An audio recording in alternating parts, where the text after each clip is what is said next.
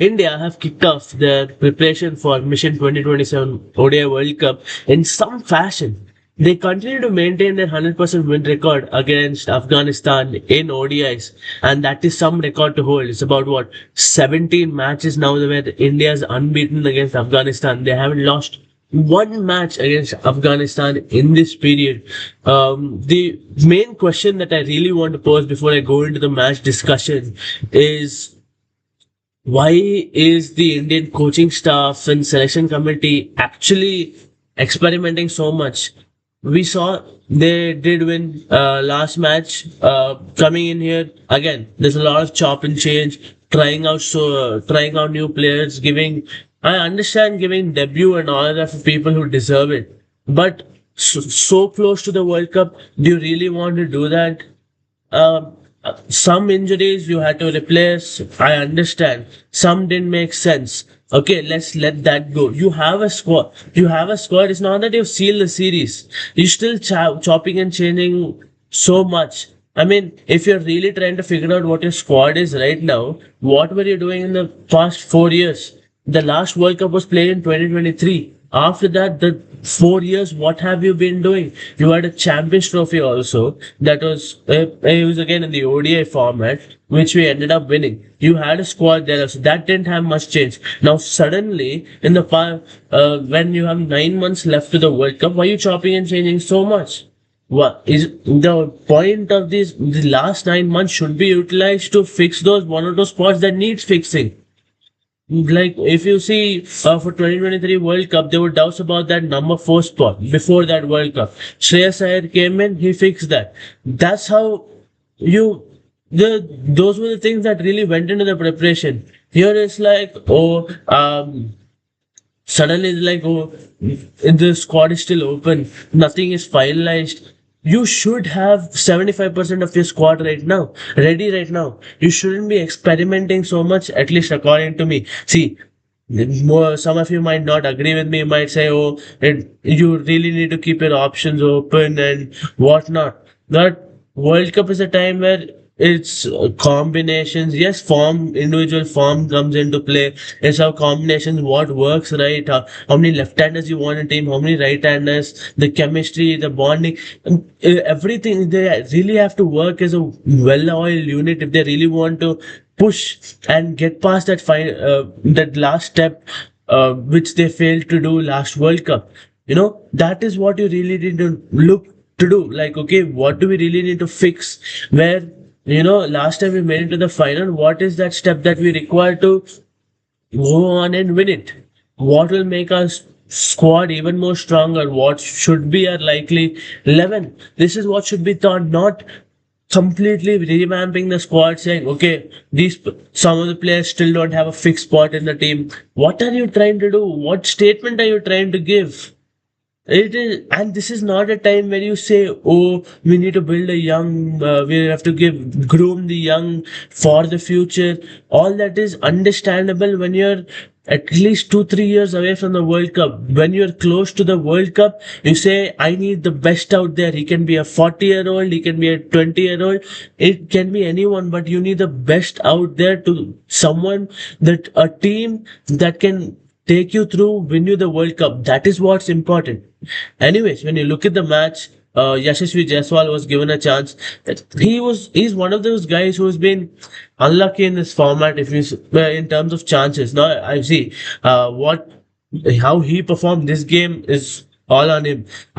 What I'm talking about is chance wise.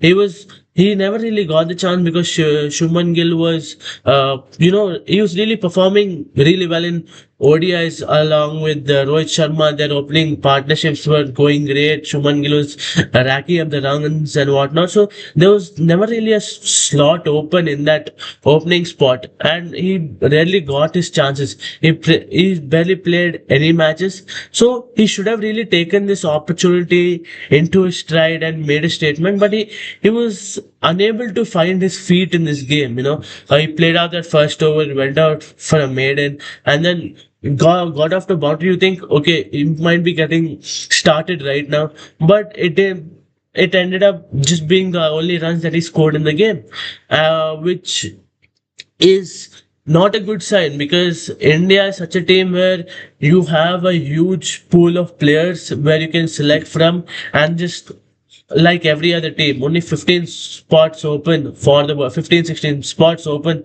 to be in that squad for the World Cup. And that's where it is really difficult to get in the Indian team compared to other nations. And you really need to make the most of the opportunities you get. You really have to be 100% focused, really determined to prove your worth.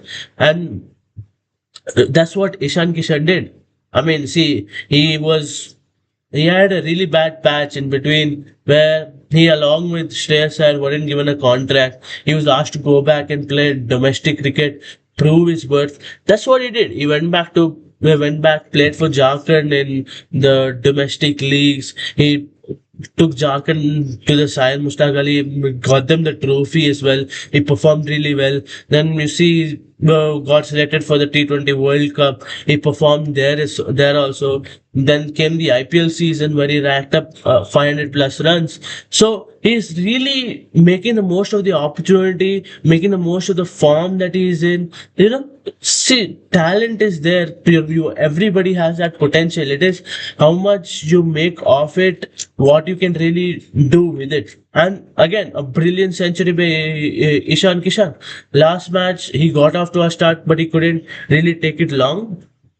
I mean, he got out. Yes, it wasn't a big score in a rain affected match and whatnot. Less to get, but he is a player who can really take it through and finish the game for you. He got out early, and this is the perfect chance. Put into bat first. They really got off to a great start. I mean, and Ishan Kishan, what a beautiful 100. Then, and speaking about the other centurion, Shuman Gill, I just mentioned, he's been performing so well in this format that there hasn't been any opportunity for anyone else to come and prove their worth in the ODI setup. He's really cemented his spot there. Yes, there was those things. Should he be getting captain in the format? Is he really worth it or what? Now, there was a lot of discussion. Didn't bother him. He just focused on his game, focused on the opportunities that came through, took it game by game, and look where he is right now. He's at some purple patch. Scored 700 odd runs in the IPL. Went to that test match, scored 100. First ODI scored 70 odd runs. This match he scored 154 and just in 110 balls in an ODI game. Yes, this was a game where a lot of runs were scored. 400 was the total put on by India, but the massive scoring was done by Shuman Gill and Ishan Kishan. Between them itself, they about 170, 180 runs scored. Sorry, 270, 280 runs. My bad. Two centurions and about 270, 280 runs scored. The rest just had to come in, play small cameos, and take it further. And that's what they did as well. And when you look at Rohit Sharma, it showed you this his play. I think he's back to his playing style where he was at. How he played in 2023 World Cup. Get India off to those good starts, take those extra risks, and really push the run rate in the 10 overs when the fielding restrictions are more. And utilize that first power play. That's what he really did. Now he's only playing one format, so really to get to that groove, it'll take him some time because you don't play cricket as often as you do before, and that really does play a part when you look at it. Otherwise, the batting, there's not no really standout players. Yes, Sayer scored 26 or 24. Other than that, there was not much. Yes, KL Rahul, Golden Duck, I mean, give him a break. You cannot really say anything to him because he's been performing day in day out. He deserves to have one bad game. You look at Afghanistan's bowling point of view. It's like everybody was taken apart. The only economical bowlers were, of course, Rashid Khan, who just gave 48 runs in his 8 overs and picked up 3 wickets. That's the class that Rashid Khan possesses.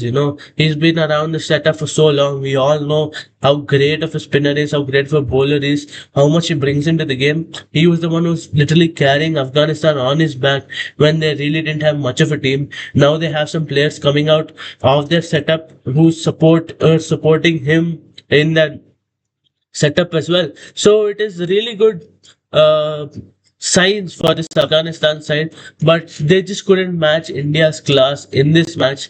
Karote picked up 4 wickets but gave 76 runs. It shows that this Afghanistan team can really get breakthroughs. They just really need to look at the runs that they're conceding. I think if they can put teams hold choke and then continue taking wickets like they do, they can really be a strong force in this World Cup. They've been dark horses for quite some time now, but I think this time they can really push it further and try and go to the semis this World Cup. I know it's too early; we're still 9 months away, it is. But you can see potentials of certain teams when you look at it. I mean, that's the season right now that you really need to look at. I'm sorry, having so my nose has been acting a little dicey. But anyways, getting back to it, look at this second innings. In the second innings, again, Ramanullah Gurbaz got off to a good start, but he couldn't make most of it. He's just been that the batsman who has really been in form for them. The top order did was the one again who did the bulk of the scoring. Ramanullah Gurbaz, not there was only one guy who really got past that 50 mark, and that was Rahmat Shah, who scored a 79 of 89 balls. It was a really good innings, to be honest. The rest, there was Atal who scored 42, Gurbaz scored 41, but I think the pressure of that total of 400 really got to them. And since they had to get going from ball one, is where it really ate them up, and that pressure was not handled really well by that team. You see, they lost by Mammoth's 170 runs, which is not a small amount. And you look at Indian bowling. See, I get this is a rather a younger bowling unit. And to be honest, if I speak brutally honest here, there's probably just two, three bowlers out of this 6, 7 that are really going to make it to the World Cup. Uh, I don't. The rest probably might be on the bench. Uh, but I don't really see that. Yes, they've been having good domestic seasons and whatnot, but I think there are better players that can make it into the squad. Experiment fine, but don't compromise your team is all that I say. Gunnar Brar is just continuing to add on to that first match efforts that he put in. 3 wickets again over here, gave 60 runs. Prince Yadav, what a debut! Took a really good catch and took 2 wickets as well. Yes, his debut wicket, first maiden wicket, was ruled out because of a no ball, but I think he made amends to that and came and took 2 wickets. Arshdeep Singh, I think he's finding his groove back. This is the vintage Arshdeep Singh that we all know, but really be economical and pick up the wickets as well. Gave just 45 runs and picked up 3 wickets. So these are really good signs for India. They're really, you know, okay, they have the pool of players that can really perform, and the people who are in good form as well. So it shouldn't be an no, I'm sorry. It shouldn't be a really issue over here for this Indian setup. Anyways, there's still a lot more series to come up. There's another ODI itself in this series. I'm pretty sure they'll change the level 11 again, because the series is practically sealed. They would try out more players, see how they would fit in, and figure out combination, because it looks like that's the what the strategy is or thinking is of the coaching stuff. Anyways, it's a good start in terms of results and performances for this Indian side for the preparation of the World Cup. It's a good start, and there's really more time, more games to go to get a clearer picture on how this squad will look like and what we can expect from this side as well, or rather, what should we expect? We've been dominating in various World Cups. We have won what, two back-to-back World Cups. We won a Champions Trophy, so it might just be India's era. But I don't want to jinx it. I'm knocking on the table as well. I really hope that is the case. Anyways. You guys know, as long as cricket is there, we are there. So until our next video, which is after the next match, don't forget to like, share, and subscribe. See you in the next video.